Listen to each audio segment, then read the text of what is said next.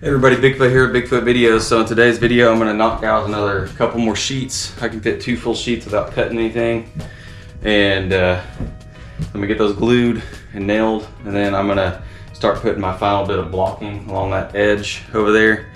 And then I'll cut strips of subflooring to go over there, and I'll stagger my seams on that side. So I hope you enjoyed today's video. Make sure to like, share, and subscribe. If you have any questions, drop them in the comment section.